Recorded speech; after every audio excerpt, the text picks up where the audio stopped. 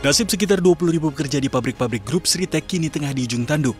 Pasalnya mereka terancam kehilangan pekerjaan alias kena PHK dan berpotensi tidak akan mendapatkan pesangon. Hal ini setelah Pengadilan Niaga Semarang menyatakan perusahaan tekstil PT Sritek Rejeki Ismail Tbk atau Sritek pilot. Presiden Konfederasi Serikat Pekerja Nusantara atau KSPN, Ristandi, mengatakan ancaman tidak mendapatkan pesangon itu berdasarkan total utang Sritek itu ada kurang lebih 25 triliun rupiah.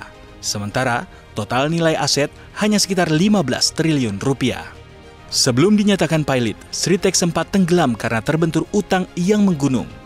Mengutip laporan keuangan hingga September 2022, total liabilitas Sritek tercatat 1,6 miliar dolar Amerika Serikat atau setara dengan 24,66 triliun rupiah. Jumlah tersebut didominasi oleh utang-utang yang memiliki bunga seperti utang bank dan juga obligasi. Jika benar-benar karam karena terbentur utang, maka Sritek bakal tinggal nama.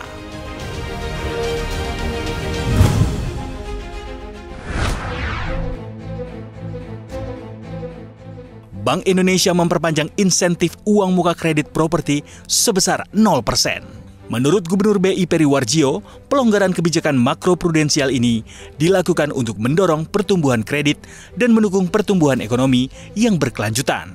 Semua kebijakan ini akan berakhir pada tanggal 31 Desember 2024. LTV sendiri adalah rasio jumlah pinjaman dengan nilai aset yang dibeli dengan pinjaman tersebut. Dengan LTV 100%, artinya nasabah bisa mendapatkan pinjaman senilai 100% harga rumah yang akan dibeli alias tanpa uang muka. BI turut melaporkan pertumbuhan kredit sebesar 10,85% secara tahunan pada September 2024. Dari sisi penawaran, pertumbuhan kredit 2 digit didukung oleh minat penyaluran yang terjaga seiring dengan berlanjutnya realokasi alat liquid dan didukung kebijakan insentif likuiditas makroprudensial Bank Indonesia. Pertumbuhan kredit tersebut diikuti dengan rasio kredit bermasalah atau non-performing loan gross 2,26% dan NPL net 0,78%. Pada periode yang sama, kredit UKM tumbuh 5,04% year on year.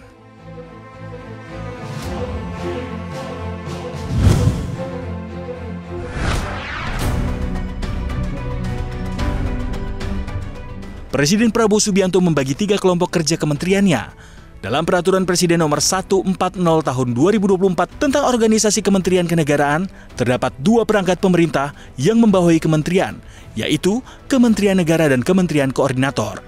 Dalam organisasi kementerian terbaru, kini menjadi 4 kelompok, yakni Kementerian Koordinator, Kementerian Kelompok 1, Kementerian Kelompok 2, dan Kementerian Kelompok 3. Masing-masing membawahi beberapa kementerian. Kementerian Koordinator mempunyai tugas menyelenggarakan sinkronisasi dan koordinasi pelaksanaan urusan kementerian dan dalam penyelenggaraan pemerintahan di bidangnya. Kementerian Kelompok 1 yang menangani urusan pemerintahan yang nomenklatur kementeriannya secara tegas disebutkan dalam Undang-Undang Dasar 1945 seperti Kementerian Dalam Negeri, Kementerian Luar Negeri, dan juga Kementerian Pertahanan. Sementara, Kementerian Kelompok 2 merupakan kementerian yang penanganan urusan pemerintahannya yang memiliki tugas penyelenggaraan urusan pemerintahan dan atau sub-urusan pemerintahan tertentu untuk membantu Presiden dalam penyelenggaraan pemerintahan negara seperti Kementerian Keuangan, Kementerian SDM, dan beberapa kementerian teknis lainnya. Kementerian Kelompok 3 merupakan kementerian yang menangani urusan pemerintahan dalam rangka penajaman koordinasi dan sinkronisasi program pemerintahan. Anggota kelompok ini diantaranya Kementerian BUMN, Bappenas, dan beberapa kementerian lainnya.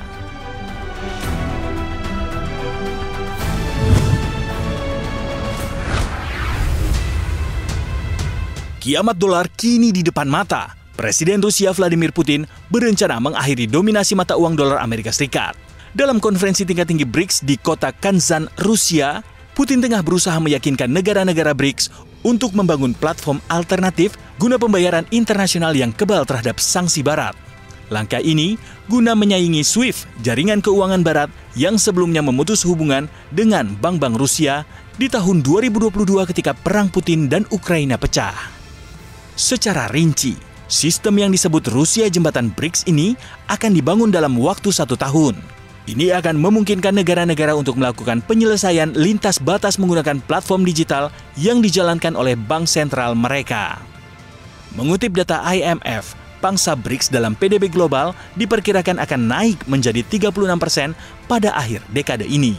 Sementara, pangsa yang diperhitungkan oleh kelompok G7 negara ekonomi barat utama akan turun menjadi sekitar 28% dari 30% tahun ini.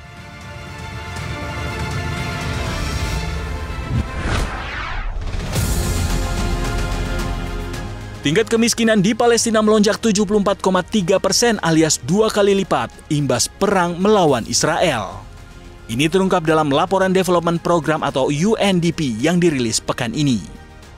UNDP mencatat tingkat kemiskinan di Palestina mencapai 38,8% pada akhir 2023 lalu. Namun, ada 2,61 juta warga Palestina yang jatuh miskin pada tahun ini. Tambahan orang miskin itu membuat sekitar 4,1 juta penduduk Palestina sekarang berada dalam kemiskinan. Di lain sisi, tingkat pengangguran di wilayah Palestina pada 2024 diperkirakan melonjak hingga 49,9%, sedangkan produk domestik bruto bakal menyempit ke 35,1% karena gejolak tersebut.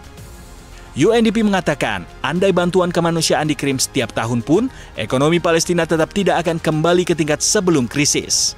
Selain itu, studi yang dibuat UNDP mencatatkan aksi pengeboman Israel menciptakan 42 juta ton puing di Gaza. Ini diklaim sangat berbahaya dan menimbulkan risiko kesehatan yang sangat besar. PBB mengutip data korban peperangan dari Kementerian Kesehatan Palestina di wilayah yang dikuasai Hamas, ada sekitar 42.603 orang tewas karena bom dan serangan darat Israel, di mana sebagian besar merupakan warga sipil.